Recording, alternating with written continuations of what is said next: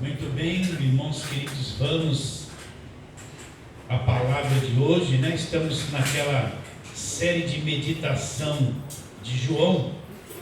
Então vamos lá, João capítulo 7. Nós vamos ler versículos 37 até 44. João 7, 37 a 44. Vou ler. No último dia, o grande dia da festa, levantou-se Jesus e exclamou: se alguém tem sede, venha a mim e beba. Quem crer em mim, olha lá, quem crer em mim de que forma? Como diz a Escritura. Então o que vai acontecer? Do seu interior fluirão rios de água viva. Isso ele disse com respeito ao Espírito que haviam de receber os que nele crescem. Preste atenção. Pois o Espírito até aquele momento não fora dado. Por qual razão? Porque Jesus não havia sido ainda glorificado. Então os que dentre o povo tinham ouvido essas palavras diziam: este é verdadeiramente o profeta. Outros diziam: ele é o Cristo. Outros, porém, perguntavam: porventura o Cristo virá da Galiléia?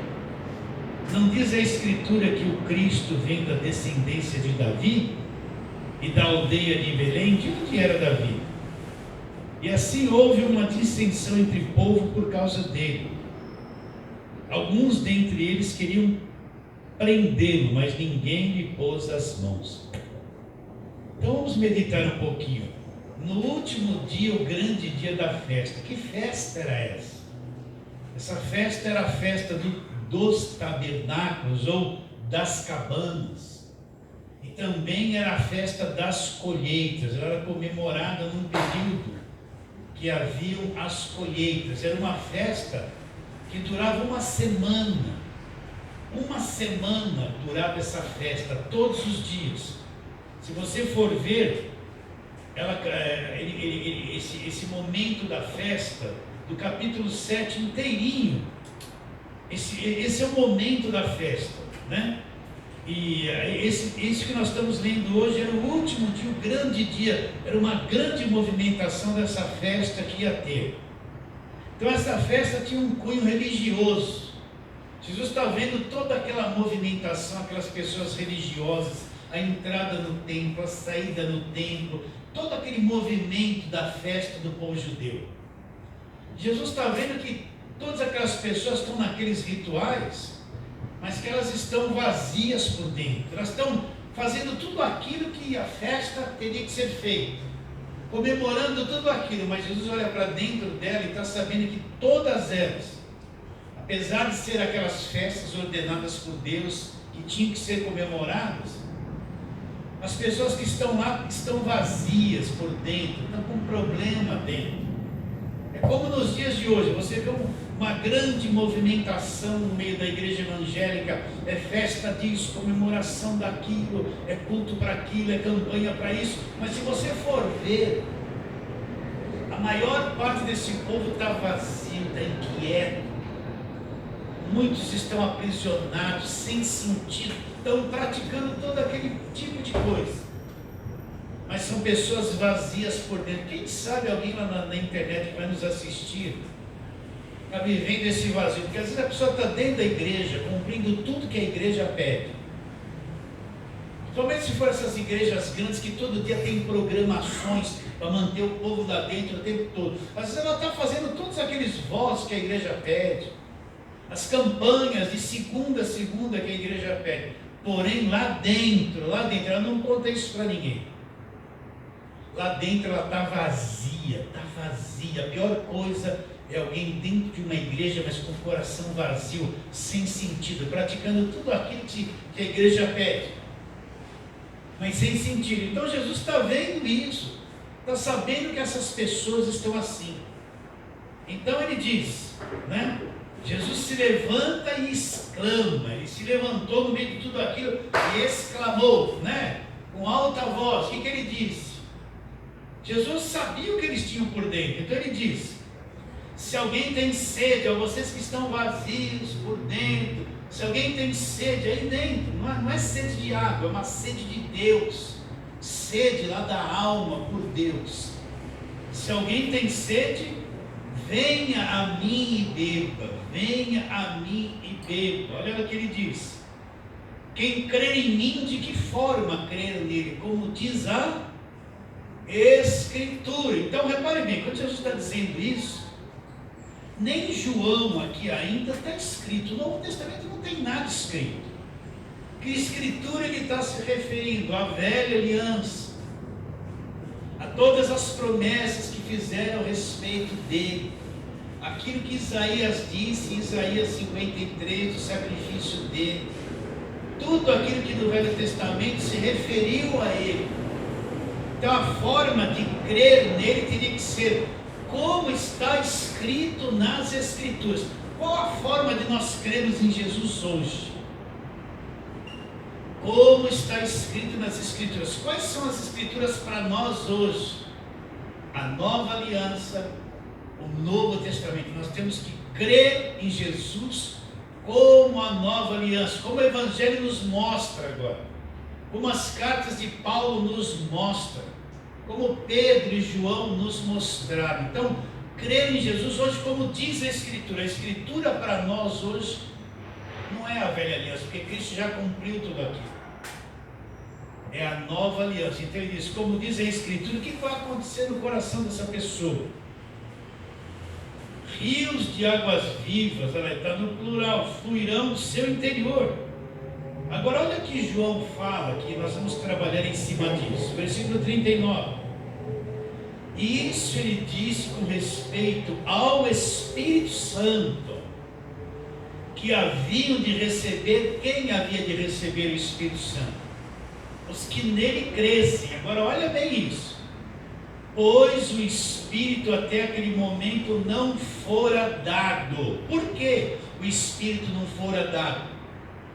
Porque ainda Jesus não havia sido glorificado. Então aqui nós fazemos um grande paralelo entre o Velho Testamento e o Novo Testamento. No Velho Testamento ninguém poderia dizer que era templo do Espírito Santo, como nós podemos dizer no Novo Testamento. No Velho Testamento o Espírito Santo não era habitação constante dentro do coração das pessoas, como é no Novo Testamento. No Velho Testamento o Espírito Santo eles não eram um templo do Espírito Santo, mas no Novo Testamento nós somos.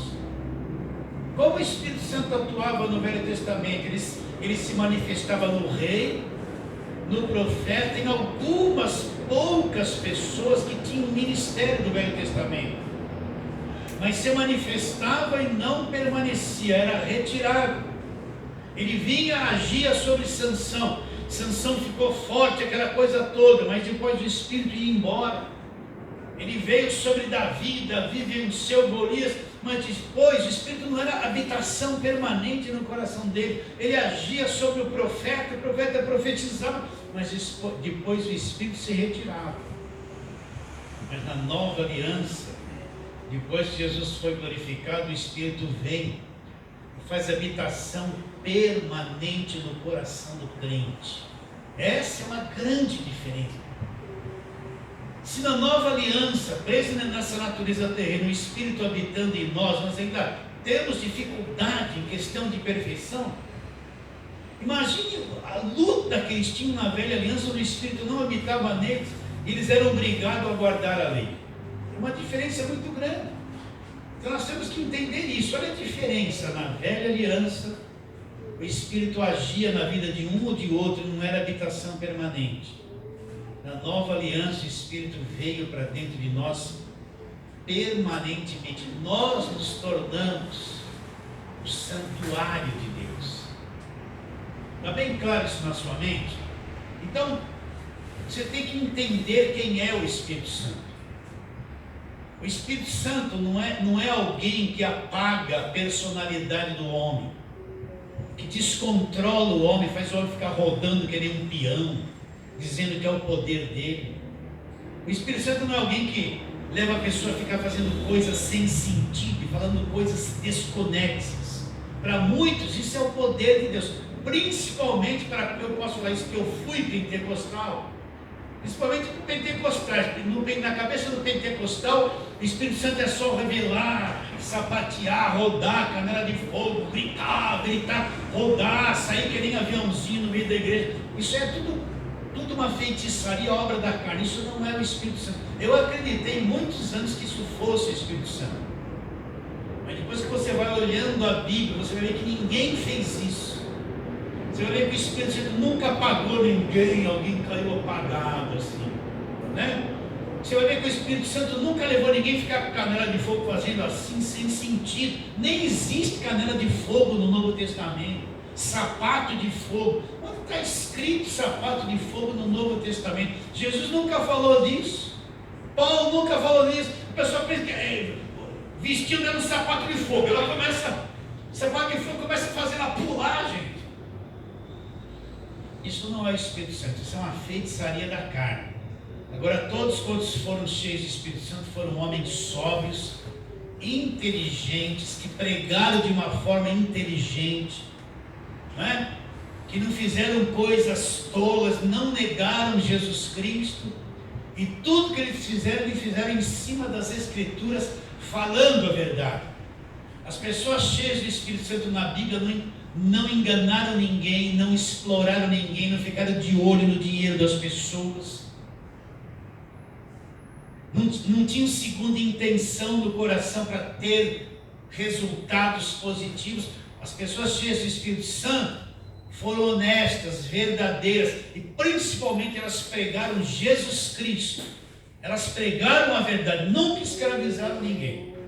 Então tem que entender bem quem é o Espírito Santo. Quando a pessoa tem o Espírito Santo, ela se torna mais inteligente, ela passa a ver a vida espiritual de uma forma mais inteligente, ela passa a ter sensibilidade com a verdade, ela se torna mais capaz, porque o Espírito Santo torna ela capaz.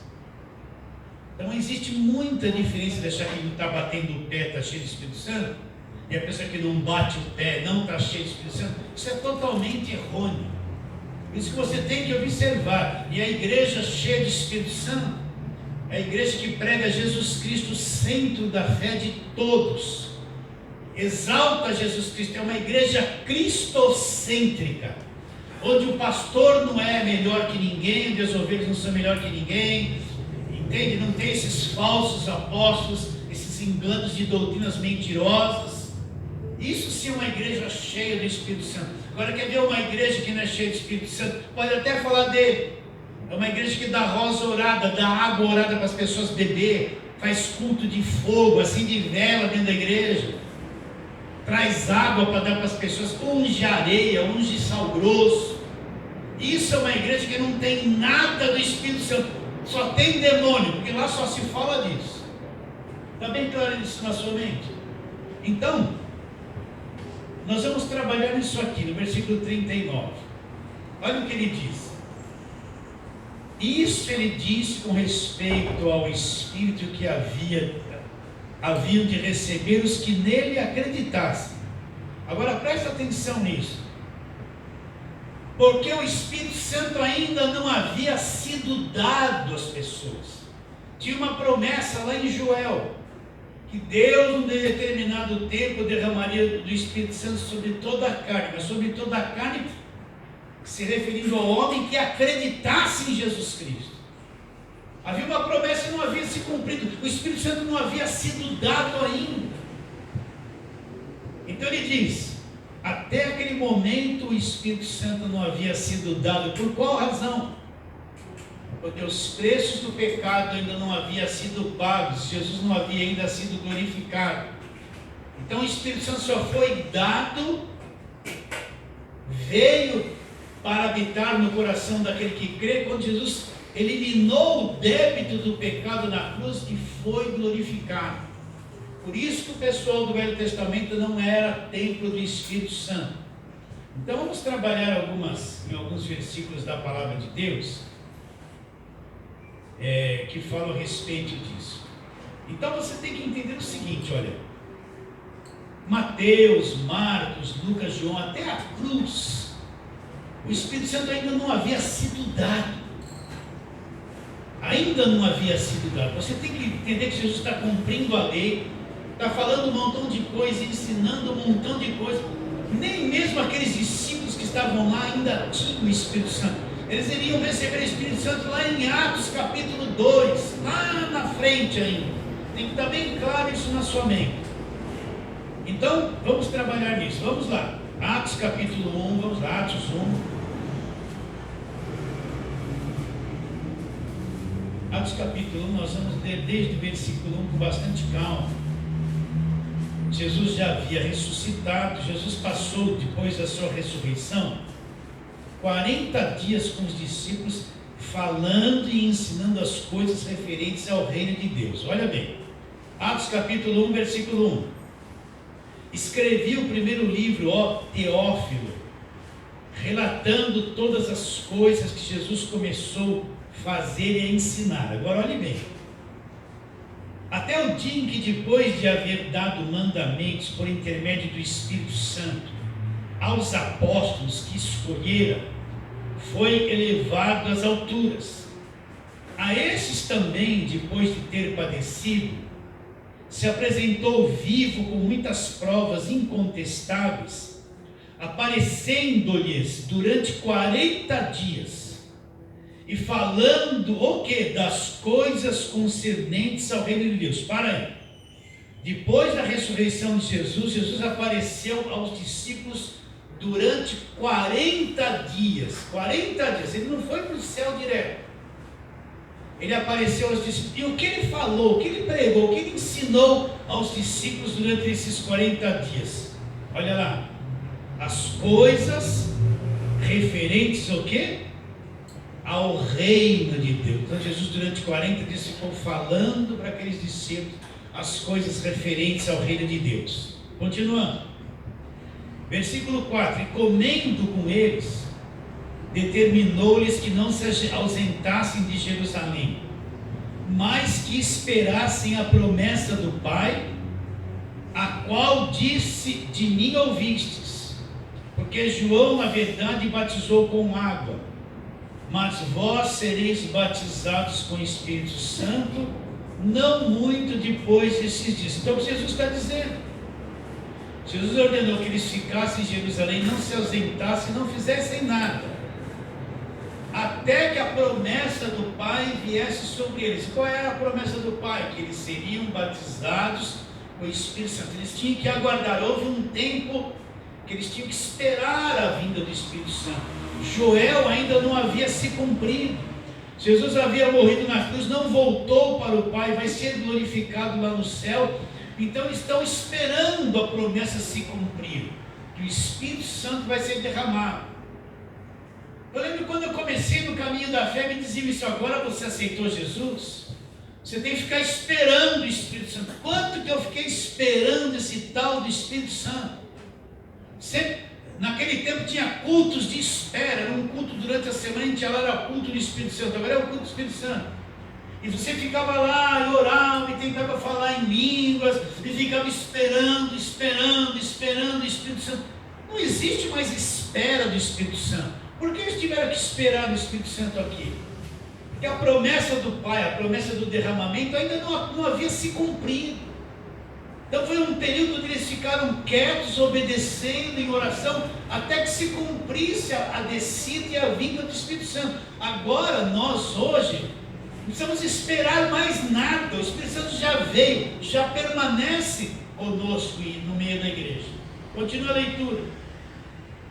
Então os que estavam reunidos lhe perguntaram: Senhor, será esse o tempo em que restaures o reino de Israel? Respondeu-lhes: não nos compete saber tempos ou épocas que o Pai reservou para a sua exclusiva autoridade. Agora é o versículo 8.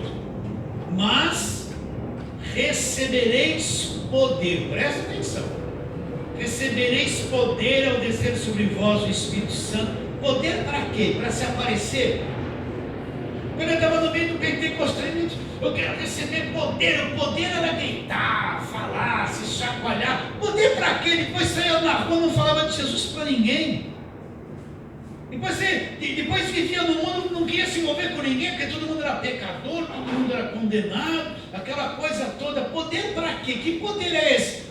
Para se aparecer, para alguém ser exaltado? Não, nada disso. Recebereis poder, presta atenção. Mas recebereis poder ao descer sobre vós o Espírito Santo, e sereis minhas testemunhas, tanto em Jerusalém como em toda a Judéia e Samaria e até os confins da terra. Esse poder do Espírito Santo é para quê? Para ser testemunha, testemunhar que Jesus é real, testemunhar que Jesus é vivo, que você crê em Jesus Cristo, testemunhar que Jesus Cristo é o Salvador, é o Verbo que se fez carne, ser testemunha em todo mundo. Esse é o poder que vem sobre nós, para testemunhar de Jesus. Não é poder para ficar rodando perna, gritando, rodando, rodopiando. Isso não é poder, isso é feitiçaria da carne. Agora, esse poder está em você. Você crê em Jesus Cristo de verdade? Sim ou não? Então esse poder está em você. Se você tiver a oportunidade e vai falar que você crê nele de verdade, quem ele é de verdade, vai falar. Sim ou não? Você não é convicto dentro de você que Jesus Cristo é o único caminho, que ele ressuscitou dentre os mortos, que ele é o Deus verdadeiro que se humanizou, que morreu na cruz, que quitou toda a nossa dívida na cruz do Calvário? Sim. Você não tem convicção disso, então esse poder para ser testemunha. Você é uma testemunha. Esse poder que o Espírito Santo traria, que a pessoa acreditasse, fosse testemunha de verdade, de que Jesus é quem a Bíblia diz quem ele é. É esse poder. E até os confins da terra, né? Então Jesus falou: olha, agora vocês aguardem, dá um tempo em Jerusalém até que a promessa do Pai se cumpra. Então o Espírito Santo vai vir sobre vocês e vocês vão ser testemunhas. Então esse poder é para testemunhar, dizer que Jesus é verdadeiro, que você crê nele, que ele é o teu Salvador, que ele ressuscitou dos mortos, que ele é o único caminho. É o poder que simboliza tudo e exalta a pessoa de Jesus Cristo. Esse é o poder. Está bem claro isso? Então, vamos ver essa promessa se cumprindo agora. Vai lá, Atos capítulo 2, né? A descida do Espírito Santo. Vamos lá, trabalhar nisso. Atos capítulo 2, versículo 1. Ao cumprir-se o dia de Pentecostes, estavam todos reunidos no mesmo lugar. De repente veio do céu um som como de um vento impetuoso e encheu toda a casa onde estavam assentados. Espera um pouquinho, pare e pense agora. Veio o vento ou veio o som? O que está escrito na Bíblia? Então não veio vento nenhum. O que veio? Veio do céu um som, um barulho, que na mente deles parecia com um vento impetuoso. Não veio vento nenhum. Está bem claro isso? A gente cantava: vento do Espírito. Que vento do Espírito? Não veio vento nenhum. Veio um som que parecia, num dia de um grande vento, como um vento impetuoso. Mas não veio vento nenhum. Veio um som. Não está escrito aqui? Quanto que nós cantamos no passado, eu principalmente: vento que vem dos quatro cantos, sopra sobre nós, né? Mas que vento que vem dos quatro cantos soprar sobre nós? O Espírito Santo já está em nós, não precisa mais de vento nenhum soprando. A gente cantava tanta coisa sem sentido, porque não conhece a palavra de Deus. Então veio um som, não veio vento nenhum. Continuando, versículo 2: de repente veio do céu um som, como de um vento impetuoso. Esse som encheu a casa onde eles estavam. Apareceram distribuídas entre línguas como que de fogo, e cada uma, olha, presta atenção, não eram línguas de fogo, eram línguas apareceu lá uma manifestação que era semelhante a como uma língua de fogo, né? Eu lembro que a gente estava num lugar, na igreja que eu fazia parte, nós compramos um lugar lá em Juquitiba para fazer acampamento. E construímos aquilo com as nossas próprias mãos. Trabalhei muito, carregando pedra, areia, terra, cabocando, andando na lama, né? Eu lembro que uma vez fizeram um amontoado de mato seco num dia de vento. E tinha um morro assim, ó. E eu subi lá naquele morro, estava um dia de vento, para tomar um ar, ver lá de cima. Daqui a pouco aquela pessoa que estava embaixo acendeu aquele fogo naquela moita de mato seco. E não viu que estava perto do morro ali. E aí o vento soprava a favor do morro. O que aconteceu? Eu estou lá em cima. Ela acendeu aquilo e foi fazer não sei o que. Daqui a pouco bateu um vento. Aquele fogo começou a se alastrar, subindo. Era uma época, acho que mês de julho, assim, seco. E foi queimando tudo. Lá em cima tinha um clarão. Então eu estava lá em cima no clarão e vendo, aí que eu entendi. Vendo aquele fogo subindo, aquilo foi pegando as árvores. Tinha árvores que faziam assim, a língua de fogo queimava ela inteira. Eu vi isso nos próprios olhos. Quando chegou no clarão, não tinha mais onde ir, parou lá, graças a Deus. Então, o que é uma língua como que de fogo? Não é língua de fogo. Está dizendo que é uma coisa parecida com fogo. O que é uma língua? O fogo passa e lambe assim, queima alguma coisa. Então, apareceu um ser sobrenatural onde eles estavam. Que na mente deles, eles estão tendo uma visão espiritual, mas tem que ter uma linguagem humana para falar o que eles estão vendo. Então apareceu uma coisa sobre a cabeça de cada um, parecia uma língua como que de fogo. Não era língua de fogo, era uma coisa parecida. Na linguagem humana, só para você entender o que eles estavam dizendo, era uma coisa parecida com fogo, mas não era fogo. Está claro isso na sua mente? O que aconteceu? E pousou sobre cada um deles, e todos ficaram cheios de Espírito Santo. Está se cumprindo a promessa do Pai. Lembra que nós estamos no texto: quem tem sede, venha a mim e beba. Quem crer em mim, como diz a Escritura, no seu interior vão fluir rios de água vivas. E isso ele diz com respeito ao Espírito Santo, que haviam de receber os que nele crescem, porque o Espírito não havia sido dado, porque ele não havia ainda sido glorificado. Nós estamos com isso em mente. E passaram a falar em outras línguas, segundo o Espírito Santo lhes concedia. Quem concedia? Era o Espírito Santo. Se o Espírito Santo não concedesse, eles iriam falar? Não. Está bem claro isso. Continua. Ora, estavam habitando em Jerusalém homens piedosos, vindo de todas as nações debaixo do céu. Quando, pois, se fez ouvir aquela voz, afluiu uma multidão, que possuído de perplexidade, porquanto cada um os ouvia falar em qual língua? Qual língua? Vamos falar isso. Cada um os ouviu falar na sua própria língua materna. O que é língua materna? Língua onde você nasceu, da nação que você nasceu, língua de berço. Então essa língua materna não é língua estranha, é língua humana. Está bem claro isso? É língua humana. Tinha gente de todas as nações, diversos dialetos lá. Daqui a pouco os discípulos começaram a falar línguas que eles mesmos não entendiam, mas as linguagens que eles estavam falando, tinha alguém lá daquela nação e ele estava falando uma linguagem dele. Está bem claro isso na sua mente? Então não é essas línguas, ninguém nem entende, nem sabe o que está falando. Línguas humanas aqui. Está bem claro isso? Para deletar um montão de lixo que puseram na nossa cabeça. Vou ler de novo. Versículo 5. Ora, estavam habitando em Jerusalém judeus, homens piedosos, vindo de todas as nações debaixo do céu. Olha lá, de todas as nações. Quando, pois, se fez ouvir aquela voz, afluiu a multidão, que possuída de perplexidade, porquanto cada um ouvia falar na sua própria língua. Estavam, pois, atônitos e admiravam, dizendo: vedes, não são porventura galileus? Por que eles perguntam que são galileus? Porque a Galileia era uma região pobre.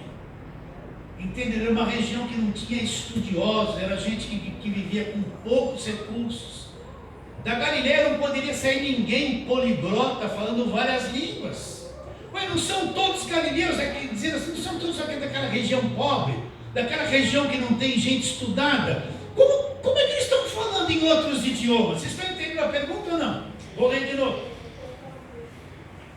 Estavam, pois, atônitos e admiravam, dizendo: não são porventura todos galileus, todos os reis estão falando? Como, pois, os ouvimos falar cada um em nossa própria língua materna, língua de nascimento? Então, vamos supor que tivesse um inglês lá. Pedro não sabia falar inglês, mas o Espírito Santo veio e quis falar com aquele inglês. Então Pedro falou em inglês sem saber, porque o Espírito concedeu. Mas aquele inglês que estava lá entendeu ele falar em inglês, porque era a língua de nascimento dele. Está bem claro isso na sua mente, queridos? Está bem claro isso? Está bem claro, né?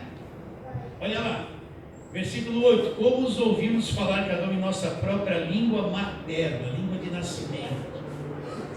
Ah lá, somos quem? Somos partos, netos, elamitas, os naturais da Mesopotâmia, da Judéia, Capadócia, Ponto, Ásia. Essas eram as nações da Frígia, da Panfilha, do Egito e das regiões da Líbia e das imediações de Cirene, e romanos que aqui residem, tanto judeus como prosélitos, cretenses que eram da ilha de Creta, e os arábios.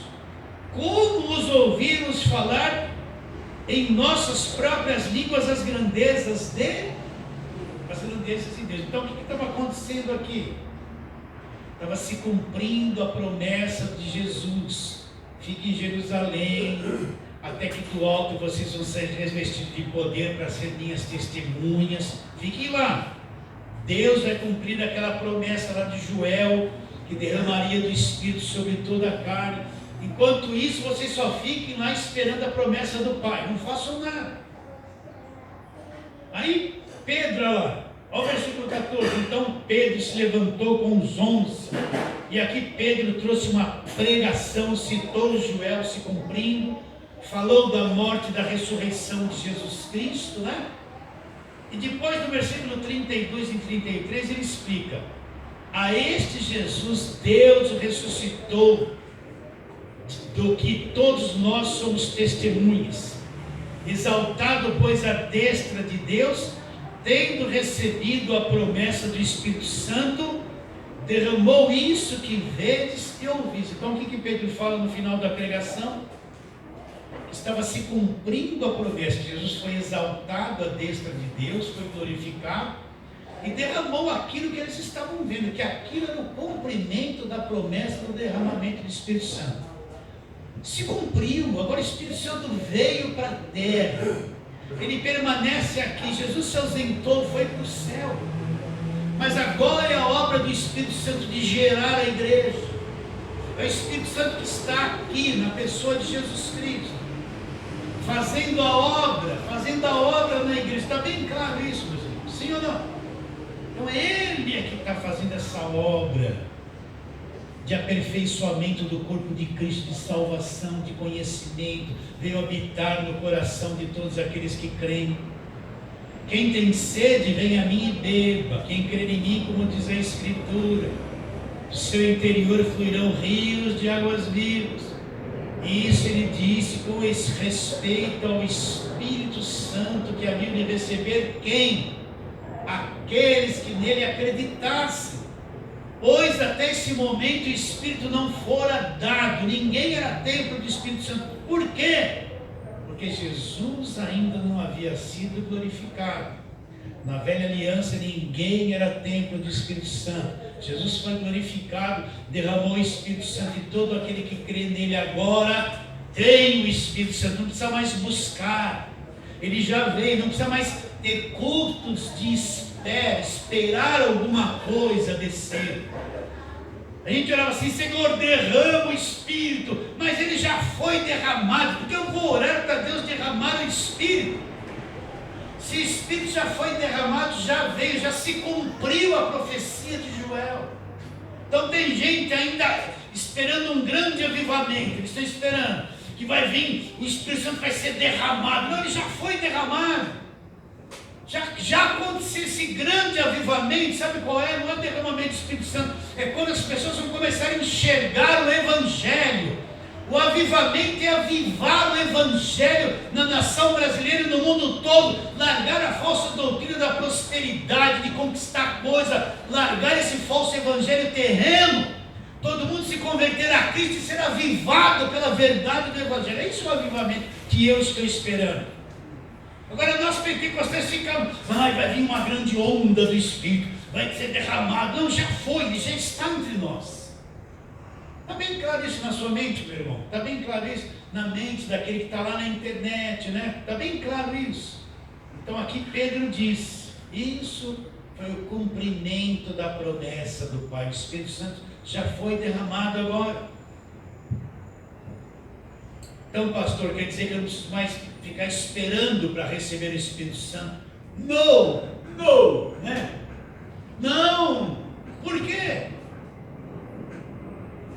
Nós vamos ver os versículos, porque quando eu agora recebo Jesus como o único e suficiente Salvador, a promessa já se cumpriu nesse período aqui que nós lemos. O Espírito Santo já está na terra. Então, quando eu recebo Jesus como o único e suficiente Salvador, o que vai acontecer comigo? Simultaneamente eu vou nascer de novo, o Espírito Santo já é me dado, simultaneamente já vem habitar dentro do meu coração. Vamos trabalhar na palavra de Deus para ver isso. Vamos lá. João, volta lá, João, nós já vimos tudo isso esse ano, vamos voltar. João capítulo 1. E eu não cria nada disso. Isso que eu estou pregando hoje, eu passei 20 anos não acreditando que seria isso, descrendo disso, achando que isso era farsa, quando era verdade. Farsa estava eu no passado, que não conhecia as Escrituras. Então, João, capítulo 1, versículo 12: mas a todos quantos o receberam, deu-lhes o poder de serem feitos filhos de Deus, a saber, os que creem no seu nome, os quais não nasceram do sangue, nem da vontade da carne, nem da vontade do homem, mas nasceram de Deus. E o Verbo se fez carne, habitou entre nós, cheio de graça e de verdade, e vimos a sua glória, glória como do unigênito do Pai. Então, primeira coisa, todos quantos o receberam. Então a pessoa precisa crer em Jesus Cristo, receber Jesus Cristo como o único e suficiente Salvador. A primeira coisa, hoje em dia você vê um evangelho de resultados. Vem na minha igreja que tua vida vai mudar, vem na minha igreja que você vai trabalhar, vem na minha igreja que você vai prosperar, vem na minha igreja que... Um evangelho que prega para as pessoas virem na igreja para resolver os problemas, não prega Cristo. Então hoje as igrejas estão cheias de gente que veio atrás de carro, casa, dinheiro, prosperidade, trabalho, um montão de coisas, ungir carteiro, ungir lenço, essa feitiçaria toda, mas que não encontrou Jesus Cristo, não recebeu Jesus como único e suficiente Salvador. Está cheio de gente dentro da igreja que não nasceu de novo, não tem a nova vida, a vida nova dentro do coração deles. Então o que João diz? Todos quantos o receberam, deu-lhes o poder de serem feitos filhos de Deus. Então, qual é a condição para mim receber o Espírito Santo? Eu preciso ser filho de Deus. E que ele diz mais? Os quais não nasceram nem da vontade da carne, nem da vontade do homem, mas nasceram de Deus. Então, quando eu recebo Jesus como o único e suficiente Salvador, creio nele de verdade, eu me torno um filho de Deus e simultaneamente o Espírito já vem para dentro de mim. Eu não preciso falar em línguas, eu não preciso dar glória, é direito de nascimento. O Espírito Santo é direito de nascimento. Quando uma pessoa nasce nesse mundo, uma criança, o médico dá um tapinha no bumbum dela, ela respira e começa a respirar. O ar está disponível para ela, os pulmões dela precisam de ar agora. É direito de nascimento respirar. Então, quem nasceu de novo, quem creu em Cristo de verdade, é direito de nascimento do Filho de Deus, ter o Espírito habitando dentro dele, ser selado, ser habitação do Espírito dele, do Espírito Santo dentro dele. É impossível alguém nascer de novo e não ter o Espírito. Isso não tem nada a ver com o Evangelho. Então, cremos em Jesus Cristo de verdade, foi salvo, nasceu de novo.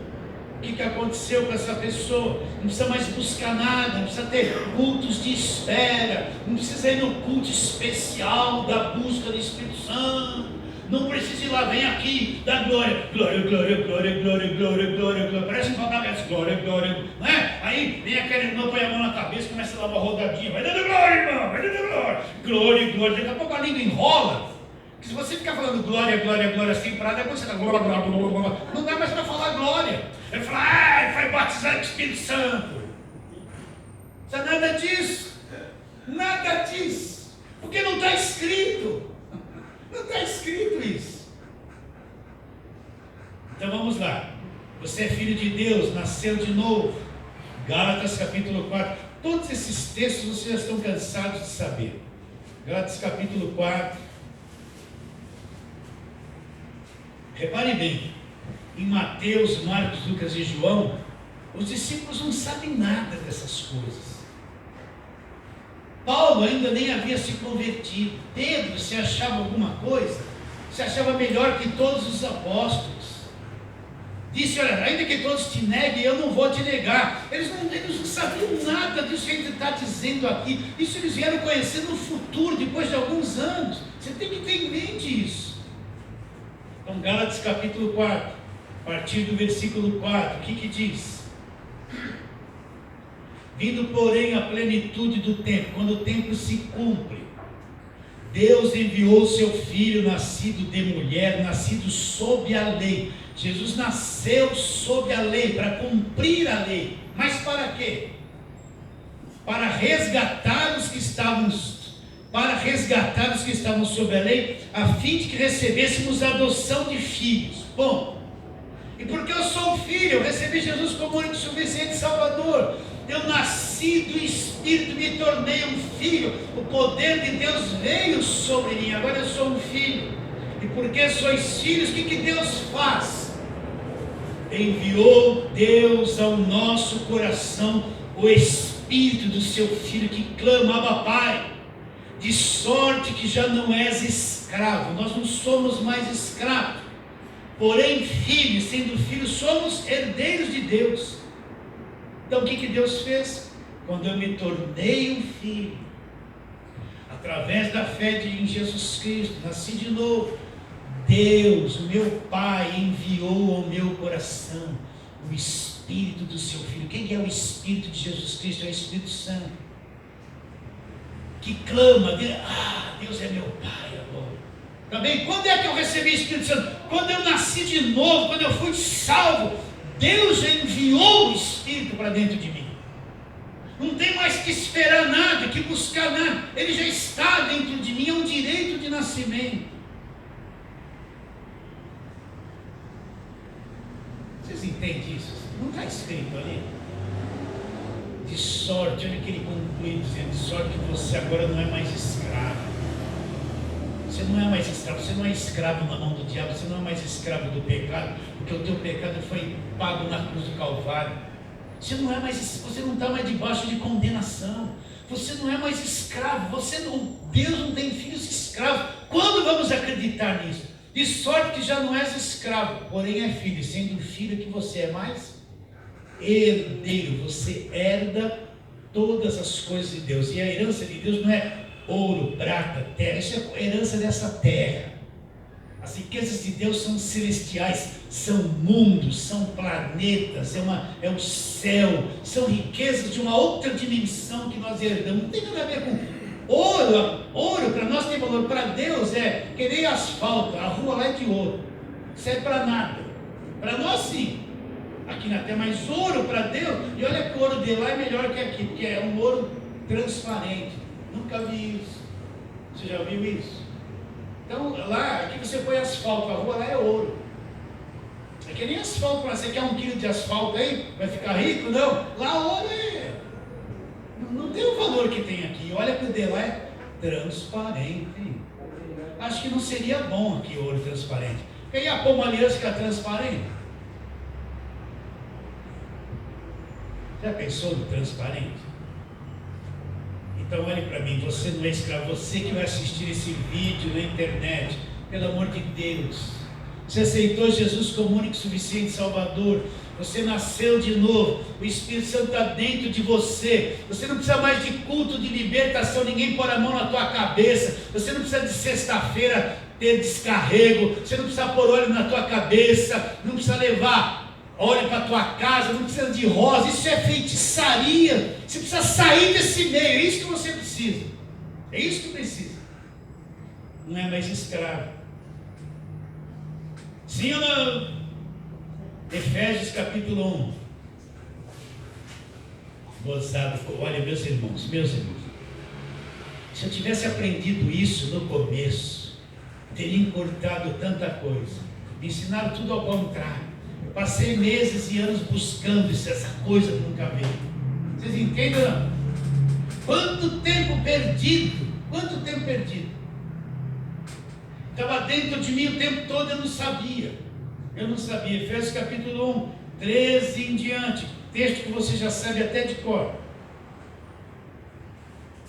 Em quem também vós, depois que ouvistes a palavra da verdade, o que é a palavra da verdade? É lei ou é evangelho? A palavra da verdade é o Velho ou é o Novo Testamento? Olha lá. Em quem também vós, depois que ouvistes a palavra da verdade, o evangelho da